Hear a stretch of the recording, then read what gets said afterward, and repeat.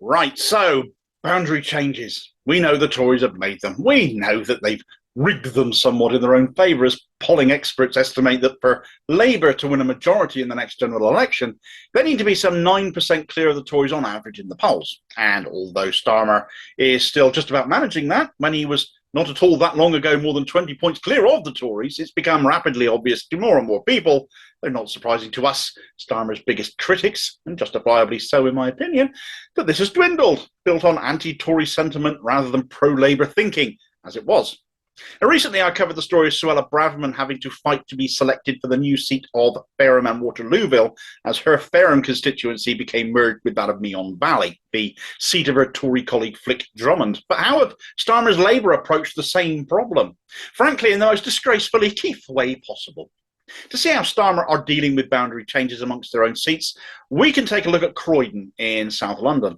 The MPs for Croydon North and Croydon Central, respectively, are Steve Reid and Sarah Jones, both Starmer shadow ministers. Reid, the shadow Secretary of State for Justice, is also allegedly the mastermind behind those chronically awful Sunak attack ads during the local election campaign, which Starmer defended and which offended and appalled so many from all parts of the political spectrum for their dishonesty and crassness. And Jones is the shadow minister for policing.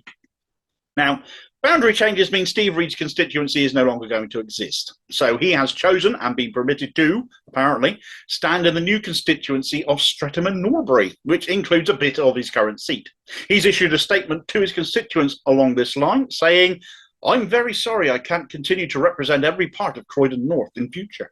At the next election, I intend to be Labour's candidate in the new Streatham and Norbury constituency. I live in Upper Norwood, which is part of the constituency, and I used to live in Streatham, where I was also council leader, a poor one. The Labour Party will confirm arrangements for our candidate in the new Croydon West constituency. Croydon West taking up the remainder of Reid's old Croydon North seat. Is this where Sarah Jones will be going, as her Croydon Central seat will also cease to be?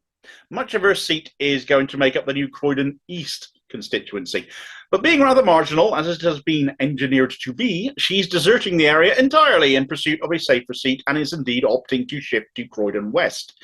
She has issued a statement to this end saying, "It really has been the greatest privilege of my life to represent you as your MP for the last 6 years. I have always been the MP representing the centre of our town as well as the wonderful communities across the constituency. Much of the campaigning work we have done on knife crime, housing and fire safety has had a focus in the town centre. This was not an easy decision, and it has been an honour to represent our constituency.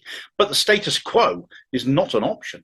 Not an option for you who wants to prolong your parliamentary career, basically, rather than continue seeking to serve the people who first elected you, though, eh?"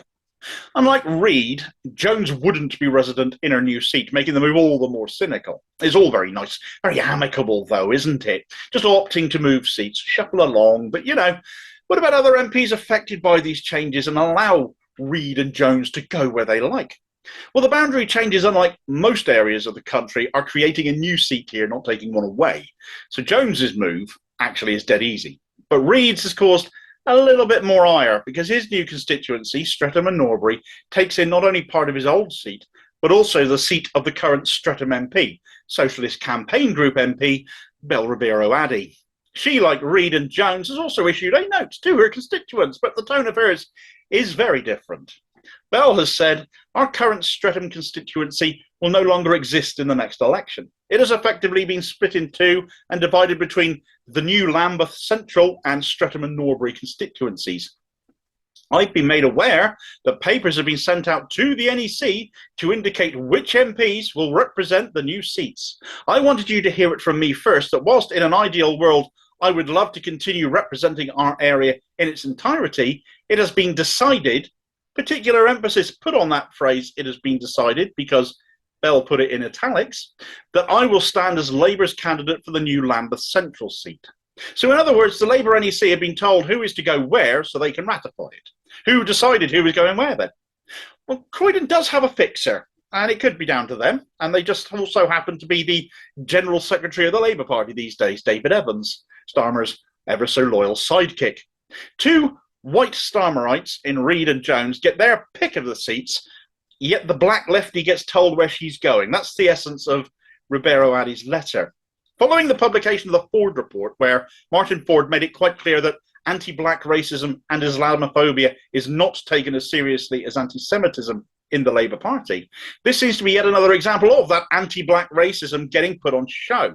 This move has come hot on the heels, of course, of the suspension of Diane Abbott over her badly worded attempt at highlighting anti-black racism compared to other forms of racism, and for which she apologised, something Ford again himself has commented on recently, saying, "I don't think I can be an apologist for what Diane said. I think Diane herself has acknowledged it was at best very clumsily worded. I could see for myself what she was trying to say, which is that if you are non-white, then that is visually obvious, and those of us who have that characteristic experience a quite wholly irrational prejudice. This is a standalone complaint where an apology was given within hours. I can see no reason why that couldn't be dealt with pretty promptly. I think given her service to the party and the appalling racism that she suffered throughout her political career, I think it would be a terrible shame if this dragged on. The issue doesn't end here either, as black MPs, and not for the first time, demand action from Starmer on the Ford report. A report commissioned, let's not forget, because of the racism highlighted in the Labour Leaks report against the likes of Diane Abbott and others, for which Starmer hoped an emphasis would be put on left-wing anti-Semitism, and was disappointed when Martin Ford, himself black KC, appointed to carry out this investigation and report back, didn't deliver in the way Starmer wanted him to. Instead, Ford has been consistently ignored as a result by the Labour leadership since. MPs have been banned from speaking to Ford, and the man has been blanked, even ignored by the mainstream media as they wanted a Corbyn bashing story, and he didn't supply them the ammo they were hoping for. The black Labour MPs had written to Starmer last year to demand action on the Ford report, got ignored, and they've done so again just this last week.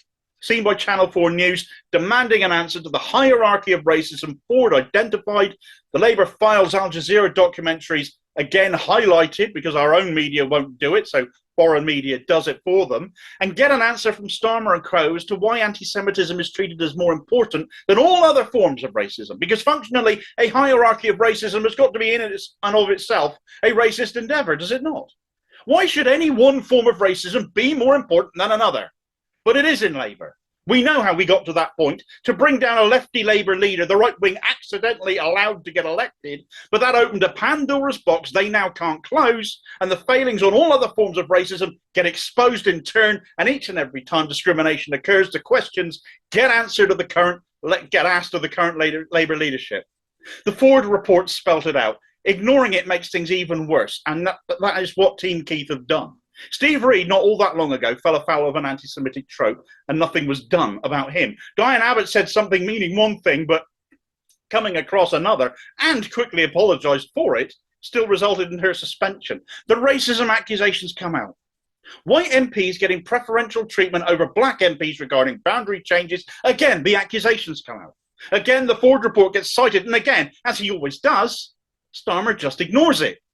There is a hierarchy of racism at work here. It's been exposed for a long time ago, and for as long as Starmer ignores it, it allows this to persist. He can never escape the accusations of it aimed at himself and his leadership team. The mainstream media, the establishment chills, they might ignore it, but that's why independent media is so valuable, because truth matters, and somebody's got to come out and say it. I covered in depth the story surrounding Diane Abbott, so please do like, share and subscribe if you enjoyed my content here and would like to support me in making more, and look out for more of it. And once you've done so, click here to get my breakdown on that Diane Abbott story and how Labour's hierarchy of racism is on show in that case too in more detail. And I will see you, of course, on the next video. Cheers, folks.